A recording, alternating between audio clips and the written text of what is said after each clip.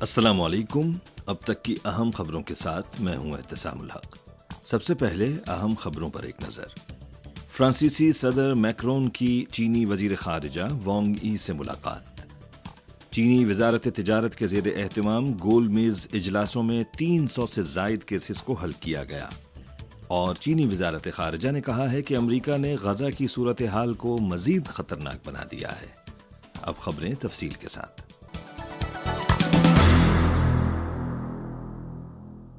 20 فروری کو فرانسیسی صدر میکرون نے پیرس میں کمیونسٹ پارٹی آف چائنا کی مرکزی کمیٹی کے سیاسی بیورو کے رکن اور وزیر خارجہ وانگ ای سے ملاقات کی۔ وانگ ای نے کہا کہ اس سال چین اور فرانس کے درمیان سفارتی تعلقات کے قیام کی 60ویں سالگرہ منائی جا رہی ہے۔ فریقین کو اس موقع سے فائدہ اٹھاتے ہوئے ماضی کے مفید تجربات اور کامیاب طریقوں کا خلاصہ کرنا چاہیے اور چین فرانس تعلقات کے آئندہ 60 سالوں کے لیے مشترکہ منصوبہ بندی کرنی چاہیے۔ وانگ ای نے کہا کہ چین اور فرانس کے درمیان عملی تعاون سے دونوں ممالک کے عوام کو اہم فوائد حاصل ہوئے ہیں۔ چین اعلیٰ معیار کی ترقی پر عمل پیرا ہے، اعلیٰ سطح پر کھلے پن کو فروغ دے رہا ہے اور فرانس سمیت دنیا بھر کے ممالک کے لیے اپنی مارکیٹ کھولنے کا عمل جاری رکھے گا۔ امید ہے کہ فرانس بھی چینی کمپنیوں کے لیے فرانس میں ایک منصفانہ کاروباری ماحول پیدا کرے گا۔ میکرون نے کہا کہ وہ اس سال اعلیٰ سطحی تبادلوں کی تیاری کے لیے چین کے ساتھ مل کر کام کرنے کے منتظر ہیں اور امید ظاہر کی کہ دونوں فریق فرانس اور چین کے اسٹریٹجک ڈائیلاگ کو صدر شی جن پنگ اور ان کے درمیان طے پانے والے اہم اتفاق رائے کو عملی جامہ پہنانے کے لیے ایک موقع کے طور پر لیں گے۔ صدر میکرون نے کہا کہ فرانس ہمیشہ ون چائنا پالیسی پر کاربند رہا ہے اور اس کا یہ موقف واضح ہے۔ چین کی وزارت تجارت کے اعداد و شمار کے مطابق رواں سال جنوری کے آخر تک چین کی وزارت تجارت نے غیر ملکی سرمایہ سے چلنے والے کاروباری اداروں کے لیے 16 گول میز اجلاسوں کا اہتمام کیا اور 300 سے زائد مسائل اور مطالبات کو حل کیا گیا ہے۔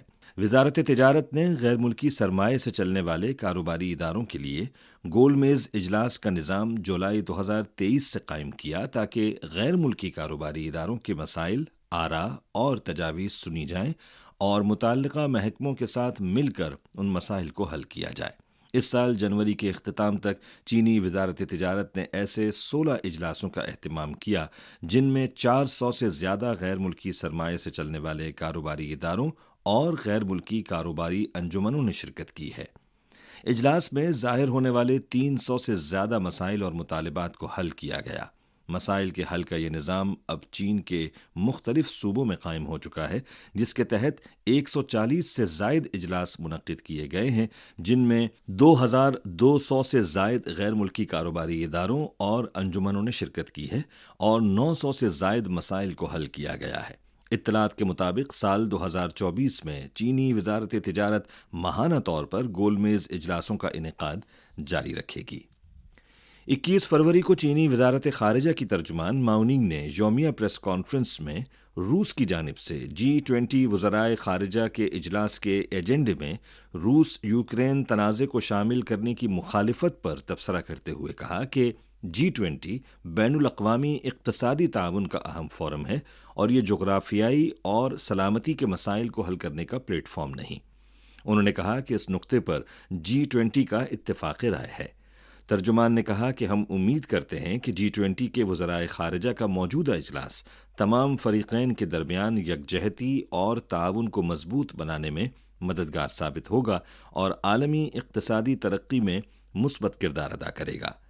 ماؤننگ نے کہا کہ چین کے وزیر خارجہ وانگ ای کو پہلے سے طے شدہ شیڈول کے باعث اس اجلاس میں شرکت میں دشواری کا سامنا ہے، لہٰذا ان کے متبادل کے طور پر چین کے نائب وزیر خارجہ ما چاؤ شوئی اجلاس میں شرکت کریں گے۔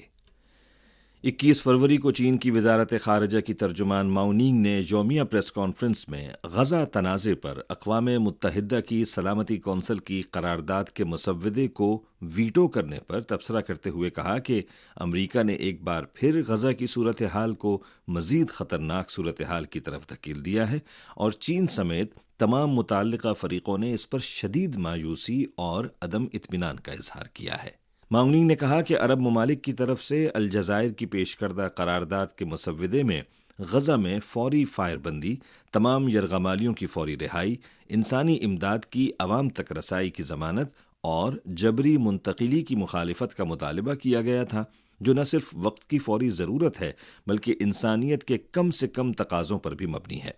اس قرارداد کی سلامتی کونسل کے ارکان کی بھاری اکثریت نے حمایت کی اور چین نے اس کے حق میں ووٹ دیا۔ ترجمان نے کہا کہ چین غزہ میں فائر بندی کی جلد از جلد تکمیل، انسانی صورتحال کو بہتر بنانے، دو ریاستی حل کے نفاذ کو فروغ دینے اور مشرق وسطی میں دیر پا امن و استحکام کے حصول کے لیے بین الاقوامی برادری کے ساتھ مل کر کام کرتا رہے گا۔ 20 فروری کو اقوام متحدہ کی سلامتی کونسل میں عرب ممالک کی نمائندگی کرتے ہوئے الجزائر کی جانب سے پیش کردہ ایک قرارداد کے مسودے پر ووٹنگ ہوئی، جس میں غزہ میں فوری طور پر انسانی بنیادوں پر جنگ بندی کا مطالبہ کیا گیا تھا۔ امریکہ نے اس قرارداد کو ویٹو کر دیا، لہٰذا مسودہ قرارداد منظور نہیں ہو سکا۔ گزشتہ سال اکتوبر کے بعد یہ چوتھا موقع ہے جب امریکہ نے غزہ جنگ بندی کے معاملے پر اپنی ویٹو پاور کا استعمال کیا ہے۔ اقوام متحدہ میں چین کے مستقل نمائندے چونگ جون نے قرارداد کے حق میں ووٹ دیا اور چین کے موقف کی وضاحت کے لیے ایک تقریر کی۔ چونگ جون نے کہا کہ چین امریکہ کی طرف سے مسودے کو ویٹو کرنے پر سخت مایوسی اور عدم اطمینان کا اظہار کرتا ہے۔ عرب ممالک کی جانب سے الجزائر کی طرف سے تجویز کردہ قرارداد کے مسودے میں غزہ میں فوری جنگ بندی، تمام یرغمالیوں کی فوری رہائی، انسانی امداد کی فراہمی کو یقینی بنانے اور جبری منتقلی کی مخالفت کا مطالبہ کیا گیا ہے۔ ووٹنگ کے نتائج سے صاف ظاہر ہوتا ہے کہ غزہ میں جنگ بندی پر سلامتی کونسل میں زبردست اتفاق رائے ہے، لیکن امریکہ نے سلامتی کونسل کے اتفاق رائے کو ختم کرنے کے لیے اپنی ویٹو پاور کا استعمال کیا ہے۔ امریکی ویٹو نے غلط اشارہ دے کر غزہ کی صورتحال کو مزید خطرناک صورتحال میں دھکیل دیا۔ چونگ جون نے اس بات پر زور دیا کہ ویٹو جنگ بندی اور جنگ کے خاتمے کی مضبوط آواز کو دبا نہیں سکتی۔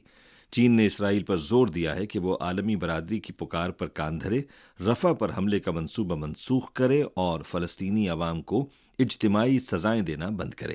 ہم عالمی برادری سے مطالبہ کرتے ہیں کہ وہ غزہ کے لوگوں کو جینے کا موقع فراہم کرنے، پورے مشرق وسطی کے لوگوں کو امن اور انصاف کا موقع فراہم کرنے کے لیے تمام سفارتی کوششوں کا بھرپور استعمال کرے۔ 20 فروری کو فلسطین پر اسرائیلی قبضے پر اقوام متحدہ کی بین الاقوامی عدالت انصاف کی سماعت جاری رہی۔ اس روز سماعت کے دوران جنوبی افریقہ، چلی اور برازیل سمیت 10 ممالک نے خطاب کیا۔ انہوں نے فلسطین کے خلاف اسرائیل کے اقدامات یا پالیسیوں کی مذمت کرتے ہوئے اسے بین الاقوامی قوانین کے منافی قرار دیا۔ جنوبی افریقہ کے نمائندے نے اسی دن بین الاقوامی عدالت انصاف کو بتایا کہ اسرائیل کے غیر قانونی قبضے نے نسل پرستی کے جرم کا ارتکاب کیا اور جنوبی افریقہ کی خصوصی ذمہ داری ہے کہ جہاں کہیں بھی نسل پرستی کا واقعہ پیش آئے تو اسے فوری طور پر ختم کیے جانے کو یقینی بنایا جائے۔ چلی کے نمائندے نے کہا کہ اسرائیل نے قدرتی وسائل کے استحصال، اپنی بستیوں کے قیام کی پالیسی پر عمل درآمد اور علیحدگی کی دیوار کی تعمیر کے ذریعے مقبوضہ فلسطینی علاقے کو غیر معینہ مدت تک کنٹرول کرنے کے اپنے ارادے کا اظہار کیا ہے۔ تباہی کی یہ منظم کارروائیاں ظاہر کرتی ہیں کہ فلسطینی علاقوں پر اسرائیل کا قبضہ بین الاقوامی قانون کی خلاف ورزی ہے۔ برازیل کے نمائندے نے کہا کہ اسرائیل کا طویل مدتی قبضہ، آباد کاری اور فلسطینی علاقوں کا الحاق بین الاقوامی قوانین کی خلاف ورزی ہیں۔ اس موقع پر دیگر متعدد ممالک نے بھی کہا کہ اسرائیل کے اقدامات بین الاقوامی قوانین کی خلاف ورزی ہیں۔ 20 فروری کو عراقی وزیر اعظم محمد شیعہ السوڈانی نے کابینہ کے باقاعدہ اجلاس کے بعد ایک پریس کانفرنس میں کہا کہ عراقی حکومت کو عراق میں امریکی سفارت خانے سے ایک باضابطہ خط موصول ہوا ہے، جس میں عراق میں امریکی قیادت میں قائم بین الاقوامی اتحاد کے مشن کو ختم کرنے کے ٹائم ٹیبل پر بات چیت کرنے پر اتفاق کیا گیا ہے۔ خط میں امریکی سفارت خانے نے عراق میں امریکی قیادت کرنے والے بین الاقوامی اتحاد کے مشن کو ختم کرنے کے لیے واشنگٹن میں ہونے والے اجلاس میں طے پانے والے معاہدے پر عمل درآمد پر اتفاق کیا ہے۔ پریس کانفرنس میں السوڈانی نے اس بات کا اعادہ کیا کہ عراقی حکومت ملک کو مختلف فریقوں کے مابین تنازع کے پلیٹ فارم کے طور پر استعمال نہیں ہونے دے گی۔ اسی کے ساتھ خبریں ختم ہوئیں۔ مزید خبروں، تجزیوں اور تبصروں کے لیے وزٹ کیجیے ہماری ویب سائٹ urdu.cri.cn۔